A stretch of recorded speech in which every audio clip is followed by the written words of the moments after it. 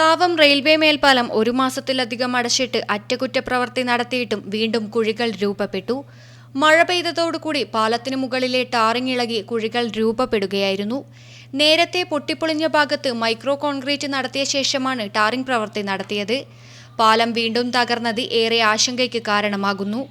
ഇതിന്റെ ഭാഗമായാണ് എം വിജിൻ MLAയുടെ നേതൃത്വത്തിൽ കോഴിക്കോട് NITയിലെ വിദഗ്ധ സംഘത്തെ എത്തിച്ച് പ്രാഥമിക പരിശോധന നടത്തുന്നത്. നിലവിലുള്ള പാലത്തിന്റെ സ്ഥിതിയും ഏതു തരത്തിലുള്ള പ്രവൃത്തിയാണ് ഇനി നടത്തേണ്ടത് തുടങ്ങിയ കാര്യങ്ങൾ കണ്ടെത്തുന്നതിനു വേണ്ടിയാണ് സംഘം എത്തിയത്.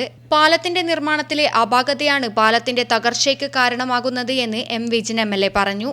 കാരണം എല്ലാ മഴക്കാലവും വരുമ്പോൾ ഇത് നിരന്തരമായി ഈ പ്രതിസന്ധിയിലൂടെ കടന്നു പോവുകയാണ്. കാരണം ജനപ്രതിനിധികൾ എന്ന രീതിയിൽ ജനങ്ങൾക്ക് വിമർശിക്കാം, പക്ഷേ ജനപ്രതിനിധികൾക്കുള്ള ചില പരിമിതികൾ ഇതിനകത്തുണ്ട്. അതിനെല്ലാം അപ്പുറമുള്ള ഒരു മാനുഫാക്ചറിങ് ഡിഫക്റ്റ് ഈ പാലത്തെ സംബന്ധിച്ചിടത്തോളം ഉണ്ട്. അത് ഗൗരവമായി പരിശോധിക്കുകയാണ്. അതിനാണ് NIT കോഴിക്കോട് നിന്ന് സംഘം വന്നത്. നേരത്തെയും അത്തരം പരിശോധനകൾ നടന്നതാണ്. ഇത് കുറച്ചുകൂടി ഗൗരവമേറിയ പഠനം നടത്തുമെന്നാണ് അവർ അറിയിച്ചത്. അവർ പഠനം നടത്തിയതിന് ശേഷം തുടർ നടപടികൾ നമുക്ക് ഗവൺമെൻറ്റുമായി കൂടിയാലോചിച്ചുകൊണ്ട് തീരുമാനിക്കാൻ പറ്റും. ചെറുകുന്ന് ഗ്രാമപഞ്ചായത്ത് president K Mohanan, K Padmanabhan തുടങ്ങിയവരും MLAക്കൊപ്പം ഉണ്ടായിരുന്നു. News bureau, Pazhayangadi.